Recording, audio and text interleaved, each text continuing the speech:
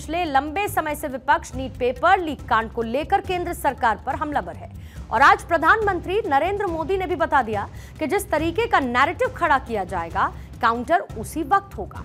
PM Modi के शब्दों पर गौर करने की जरूरत है, क्योंकि उन्होंने कहा कि देश हित ऊपर होना चाहिए, दलहित नहीं। संसद के बजट सत्र के पहले दिन संसद में नीट मुद्दे पर हंगामा हुआ। नीट पेपर लीक का मुद्दा संसद से लेकर सुप्रीम कोर्ट तक छाया रहा।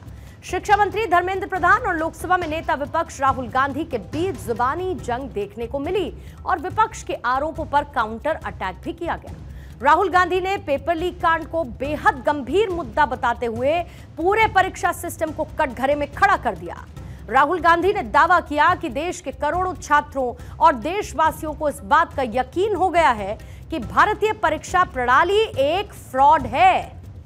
जिसके पास पैसा है वो इस पूरे सिस्टम को खरीद सकता है। जिस पर पलटवार करते हुए केंद्रीय शिक्षा मंत्री धर्मेंद्र प्रधान ने कहा कि मेडिकल प्रवेश परीक्षा नीट से जुड़े मामले पर सरकार के पास छिपाने के लिए कुछ भी नहीं है।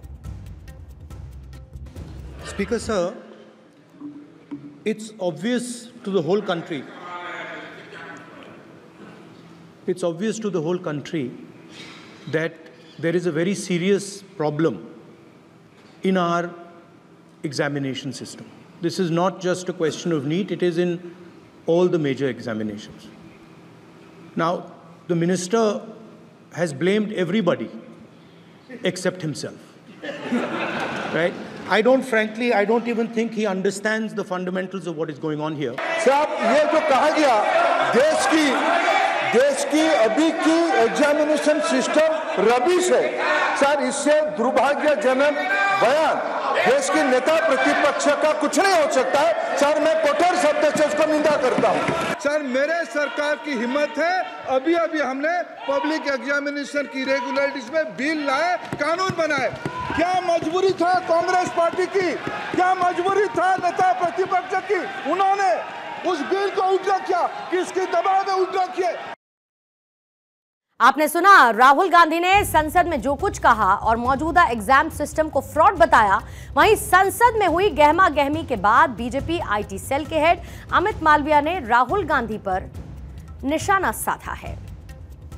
उन्होंने कहा कि कांग्रेस सरकार में हुई परीक्षा गड़बड़ियों की पूरी डिटेल सामने रखता हूं। अमित मालविया ने सोशल मीडिया प्लेटफॉर्म एक्स पर एक पोस्ट शेयर करते हुए यूपीए सरकार के साल 2004 से 2014 के दौरान हुए पेपर लीक के मामलों की एक लिस्ट जारी कर दी।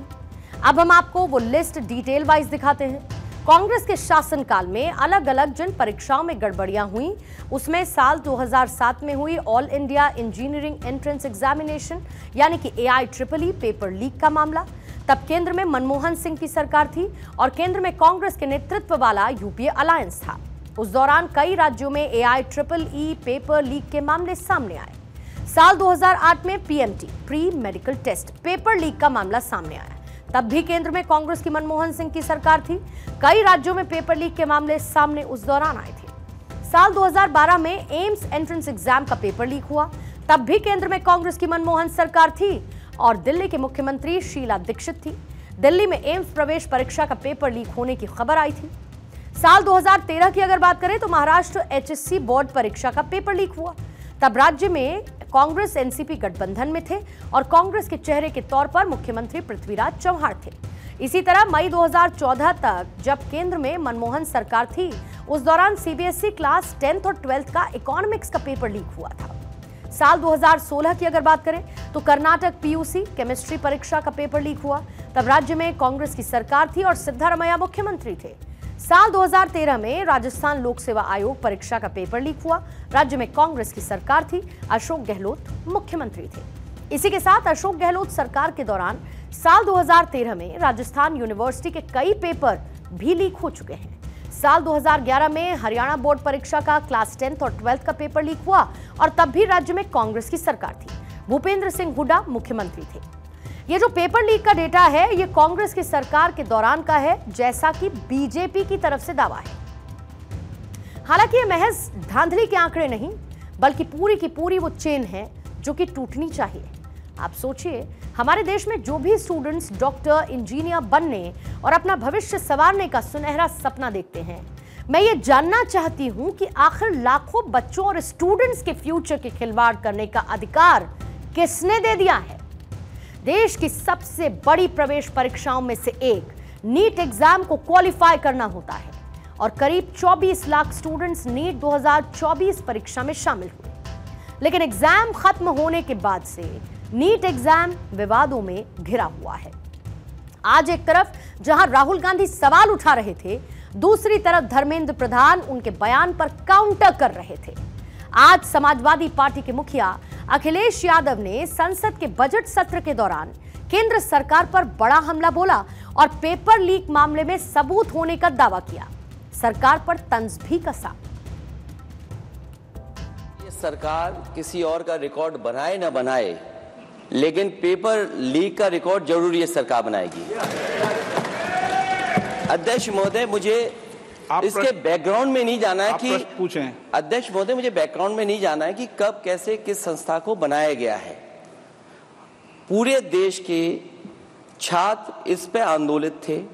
लगातार अखबार और सीबीआई की जांच के बाद चीजें सामने आ रही हैं, लोग पकड़े जा रहे हैं, जेल भेजे जा रहे हैं। मैं अध्यक्ष महोदय आपके माध्यम से पूछना चाहता हूं मंत्री जी से, क्या सेंटर वाइज जिन बच्चों को सबसे ज्यादा नंबर मिले हैं, क्या उसकी सूची जारी करेंगे? सुप्रीम कोर्ट ने ऑर्डर दिया, पूरा विद्यार्थियों की सूची को वेबसाइट में उपलब्ध करा दो। सर, पिछले 3 दिन से देश भर की सारे विद्यार्थियों की लिस्ट पब्लिक डोमेन में उपलब्ध है। ये सारा चीज खुले पे है और कई प्रकार की तर्क आ चुका है। सर, मैं एक अभी उसमें केरल के विद्यार्थी भी अच्छे किए हैं। क्या हम ये कहेंगे भी वहां भी कुछ गड़बड़ी हुई थी? राजनीति नहीं करना, लेकिन अखिलेश जी जब वहां दायित्व में थे उस सुबह की सर सारे सूची है कितने बार उत्तर प्रदेश में क्वेश्चन पेपर लीक हुए हैं। नीट यूजी मामले में सुप्रीम कोर्ट ने परीक्षा में एक सवाल का सही जवाब तय करने के लिए आईआईटी दिल्ली के डायरेक्टर को 3 सदस्यीय एक्सपर्ट बोर्ड बनाने का निर्देश दिया। बोर्ड मीटिंग करने के बाद कल दोपहर 12 बजे तक कोर्ट को सही जवाब की जानकारी देगा। दरअसल एनसीईआरटी के पुराने सिलेबस के हिसाब से एक आंसर ठीक था, जबकि एनटीए ने इस सवाल के 2 अलग अलग विकल्पों को सही मानकर नीट में नंबर दिए। कुछ छात्रों ने सुप्रीम कोर्ट में याचिका दायर कर यह आपत्ति रखी थी। जाहिर बात है कि स्टूडेंट्स की अपनी यहाँ पर उनके वजह हैं जिसको लेकर वो याचिकाओं के साथ कोर्ट में पहुंचे हैं। नीट मामले की सुनवाई के दौरान सुप्रीम कोर्ट ने कहा कि फिजिक्स के 2 सही ऑप्शन वाले क्वेश्चन नंबर 19 की पड़ताल होनी चाहिए। 2 सही ऑप्शन देने से 44 स्टूडेंट्स को बोनस मार्क्स मिले और लगभग 4 लाख से ज्यादा कैंडिडेट्स को इसका नुकसान हुआ। इसके अलावा सुनवाई के दौरान एनटीए ने यह भी माना कि 3300 से ज्यादा स्टूडेंट्स को गलत पेपर दिया गया। एनटीए ने माना कि 8 सेंटर के 3300 स्टूडेंट्स को गलत पेपर दिया गया था। एसबीआई की जगह कैनरा बैंक का पेपर बांट दिया गया। हरियाणा के झज्जर में 3 सेंटर्स पर कैनरा बैंक के पेपर बांटे गए। 2 सेंटर्स पर गलती का एहसास होने पर उसको वापस ले लिया गया। झज्जर के हरदयाल स्कूल में कैंडिडेट्स को ग्रेस मार्क्स दिए गए, जबकि यहां पर पेपर सही दिया गया। एक गलती थी, बाद में सुधार दी गई। पेपर लीक कांड को लेकर सुप्रीम कोर्ट की सुनवाई के दौरान कई चौंकाने वाली बात सामने आई। कोर्ट में बार बार 4 मई की रात का जिक्र किया गया। ऐसे में सवाल यह उठता है कि आखिर 4 मई की रात को ऐसा क्या हुआ था जिसका कनेक्शन नीट पेपर से है। दरअसल सुप्रीम कोर्ट में आज उस बात का पर्दाफाश हुआ कि नीट का पेपर कब लीक हुआ, इसकी पूरी जानकारी भी सामने आई। सीजेआई ने इसे लेकर कई सवाल भी किए हैं। सुप्रीम कोर्ट में सॉलिसिटर जनरल ने 4 मई की रात की पूरी कहानी खोलकर रख दी। सॉलिसिटर जनरल तुषार मेहता ने सुप्रीम कोर्ट को यह बताया कि अमित आनंद, जो कि नीट पेपर लीक मामले की एक अहम कड़ी है, उसी ने 4 मई की रात को छात्रों को इकट्ठा किया ताकि उन्हें 5 तारीख को पेपर मिले। इसी तरीके से नीतीश कुमार, जो कि सेटर था, जिसने अभ्यर्थियों को पेपर आंसर उपलब्ध कराया, वो इस जगह पर था और उसे सुबह पेपर मिलता था और छात्रों को इसे याद करना था। कोर्ट में सुनवाई के दौरान सीजेआई ने कहा है कि अमित आनंद के बयान अलग अलग हैं। एक बयान में कहा गया कि नीट का पेपर 4 तारीख की रात को लीक हुआ। दूसरे बयान में कहा गया कि 5 तारीख की सुबह व्हाट्सएप पर मिला। ऐसे में अमित आनंद, जो कि नीतीश का दोस्त और सेटर है, उसका पहला बयान ये बताता है कि नीट का पेपर 4 मई की रात को लीक हुआ। और अगर नीट का पेपर 4 मई की रात को लीक हुआ तो जाहिर बात है कि पेपर लीक ट्रांसपोर्टेशन की प्रक्रिया में नहीं हुआ, बल्कि स्ट्रांग रूम वॉल्ट से पहले हो गया था।